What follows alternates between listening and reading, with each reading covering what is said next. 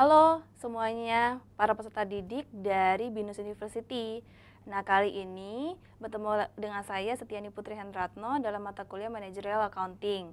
Nah, di mata kuliah ini, para peserta didik diharapkan dapat mengetahui apa saja sih yang harus dibuat meliputi anggaran dan juga laporan keuangan di dalam perusahaan.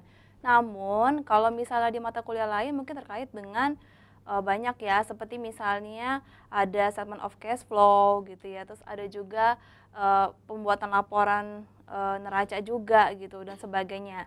Namun kalau di managerial accounting ini hanya akan membuat sampai ke income statement atau bisa juga sekarang disebut sebagai statement of comprehensive income atau laporan laba rugi yang berkaitan dengan laba ya yang dihasilkan dari penjualan dikurangi dengan biaya, dikurangi lagi dengan beban.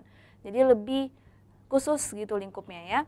Nah, di sini nanti kita akan belajar mengenai managerial accounting and business environment, managerial accounting and cost concept, lalu ada juga cost volume profit analysis, lalu ada juga variable costing atau for management, activity based costing, lalu ada master budgeting, ada flexible budget, ada differential analysis, ada segment reporting, decentralization and balance scorecard, ada lagi pricing products and services, lalu terakhir adalah transfer pricing.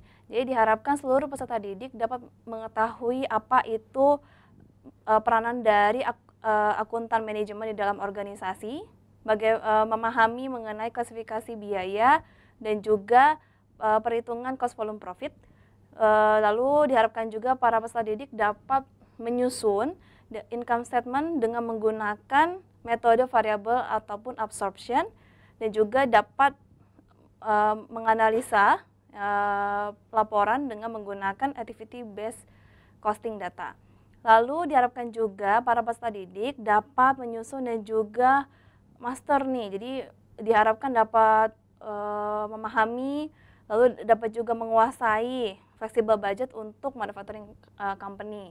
Lalu diharapkan juga dapat menyusun differential analysis, pricing product, dan laporan dari transfer pricing. Karena kan transfer pricing lebih kepada dari subsidiary kepada parent, parent kepada subsidiary, atau subsidiary to subsidiary.